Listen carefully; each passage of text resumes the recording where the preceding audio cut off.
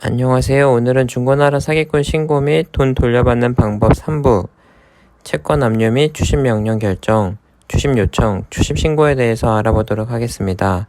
2부에서는 채권 압류 및 추심 명령 신청까지 진행을 했었는데요. 이 신청을 왜 했냐 하면은 법원의 판결문을 기초로 채권 압류 및 추심 명령 신청을 하고 이 신청에 의한 결정문이 있어야 추심을 할 수 있습니다. 오늘은 3개 파트로 나눠서 말씀을 드릴 생각입니다. 첫 번째, 채권 압류 및 추심 명령 신청 보정입니다. 저는 부산지방법원 동부지원으로부터 7일 안에 다음 흠결사항을 보정하라는 명령을 받았습니다. 흠결사항은 배상명령 사건의 송달, 확정증명원을 제출하라는 내용입니다. 보정명령 기한부터 보시면은 7일 안에 흠결사항을 보정하라는 내용이었는데 제가 참여관님께 시간이 부족할 것 같다고 말씀드리니 7일이 약간 넘어도 괜찮다는 말씀을 해주셨습니다. 혹시 보시는 분들 중에도 7일의 보정기간이 부족하다고 생각하시는 분들은 참여관님께 연락을 드려보거나 아니면 전자소송 사이트에 보정기한 연장 신청을 진행하시기를 바랍니다. 제 흠결사항은 2개였습니다. 배상명령 사건의 송달, 확정증명원. 송달증명원은 채무자가 배상명령 사건을 송달받았는지 확인하는 문서이기 때문에 발급이 가능하지만 확정증명원은 채무자의 항소로 발급이 어려운 상황이었습니다. 제가 이 내용을 알게 된 거는 원래는 저도 송달증명원과 확정증명원 이렇게 2개를 신청했었는데 부산지방법원 쪽에서 확정증명원은 사건이 끝나지 않아서 발급할 수 없다 라는 의견을 받았습니다. 이 내용을 참여관님께 설명드리니 송달증명원만 제출해도 무방하다 라는 답변을 받았습니다. 제가 알아보니 채무자가 구속되어 있는 상황에서 이런 보정명령이 자주 있는 일은 아닌 것 같지만 저 같은 분들이 계실 수 있으니 참고하시기 바랍니다. 송달증명원은 해당 법원 민원실에 가서 발급하거나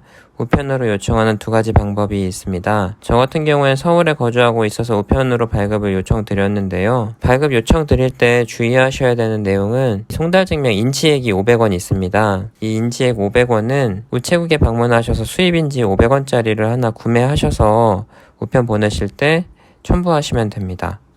꼭 참고하셔서 500원을 꼭 잊지 않으셔야 될 것 같고요. 송달증명서입니다.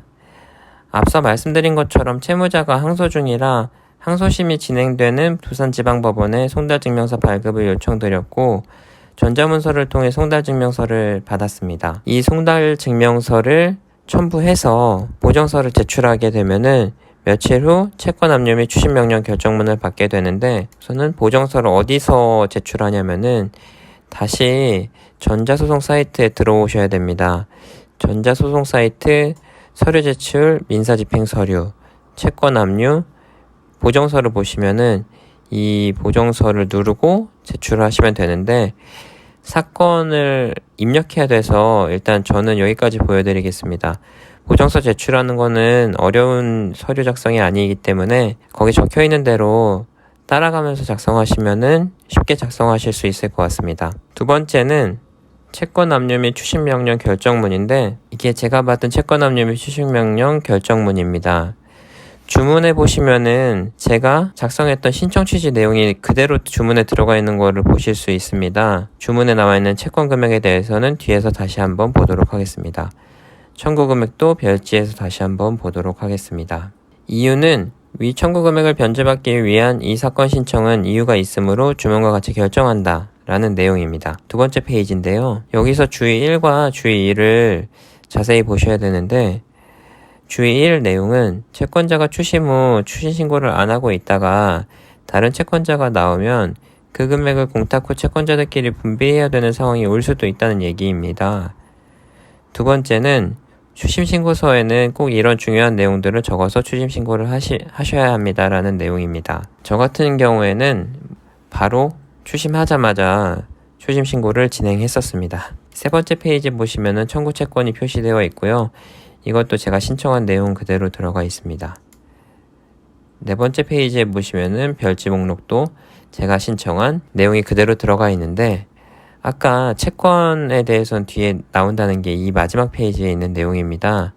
영치금 반환 채권 및 작업장려금 채권 이 2가지에 대해서 채권 압류 및 추심명령 결정문이 발급된 것입니다. 3번째 파트는 추심인데요. 추심이 되게 어려웠습니다.